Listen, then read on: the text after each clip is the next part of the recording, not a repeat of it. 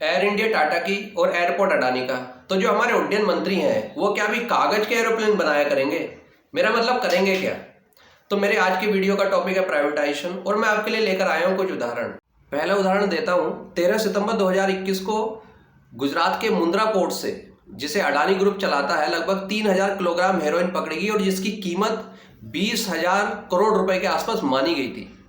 ये भी तब हुआ जब आपको याद होगा सुशांत सिंह राजपूत की मृत्यु के बाद नारकोटिक्स कंट्रोल ब्यूरो ने कई महीने तक छापेमारियां की थी ड्रग्स को लेकर के, और लगता था जैसे इंडिया से पूरा ड्रग्स का धंधा ही खत्म हो जाएगा। उसके बाद इतनी बड़ी मात्रा में ये ड्रग्स अडानी ग्रुप के मुंद्रा पोर्ट से पकड़ी गई। अभी हाल ही में एयरटेल, वीआई और जियो ने 20 से 25% तक अपनी रिचार्ज वैल्यू बढ़ा दी। बस यही फायदे हैं प्राइवेटाइजेशन के। सुना है वोडाफोन आइडिया यानी वीआई बहुत मुश्किल दौर से गुजर रहा है और हमारी सरकार भी कोशिश में लगी है कि कहीं वो बंद नहीं हो जाए। लेकिन मेरे पास ये है, देखिए, बीएसएनएल, इसकी कोई चर्चा ही नहीं कर रहा। अक्टूबर 2019 में बीएसएनएल के लगभग 50% कर्मचारी रिटायर हो गए।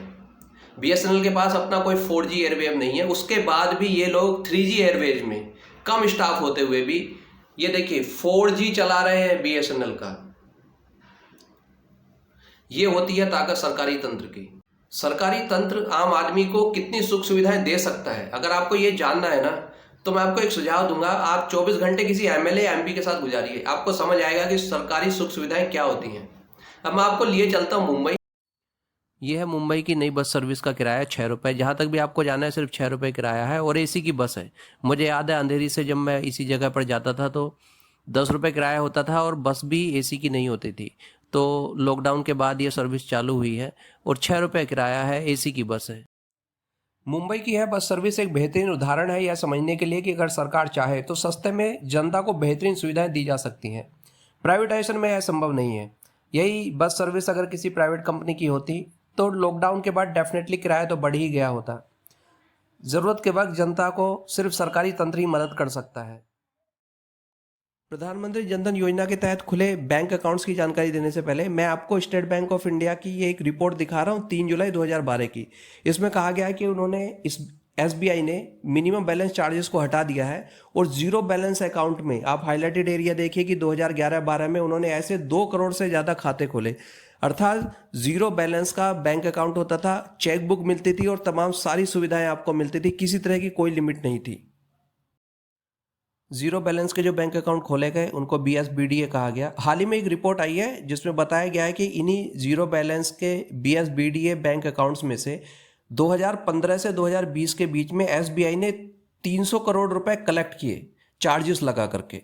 अब ये एक ऐसा वक्त है जब बैंक अकाउंट में चार्जेस लगा करके पैसे कलेक्ट किए जा रहे हैं। एक वो वक्त था जब चार्जेस हटाए जाते थे और पूरी सुविधाएं भी दी जाती थी। कॉन्स्टिट्यूशन ऑफ इंडिया के प्रीएम्बल में जो वर्ड है वो है सोशलिस्ट, जबकि प्राइवेटाइजेशन मीन्स कैपिटलिज्म। भारतीय संविधान की उद्देशिका में जो समाजवादी शब्द है, प्राइवेटाइजेशन हमें उसके विपरीत पूंजीवाद की तरफ लेकर के जाता है। हमारे देश का संविधान 2 वर्ष 11 महीने और 18 दिन में तैयार हुआ। उसके लिए 60 अलग अलग देशों के संविधानों का अध्ययन किया गया। US, Ireland, Britain, Canada, Australia, Germany, USSR, France, south Africa और जापान जैसे देशों के कॉन्स्टिट्यूशंस के फीचर्स उसमें डाले गए और उसके बाद जो समाजवादी व्यवस्था की बात तैयार की गई। हमारी सरकारों को चाहिए कि पूंजीवाद की तरफ न जाकर उसी समाजवादी व्यवस्था को और बेहतर बनाने के लिए काम करे। अब बात करते हैं गुड गवर्नेंस की बात करने वाली सरकार की बैड गवर्नेंस की। हमारी सरकार सरकारी बैंकों को प्राइवेट करने जा रही है। प्राइवेट बैंक तो पहले से हमारे देश में काम कर रहे हैं, तो फिर इसमें नई बात क्या है?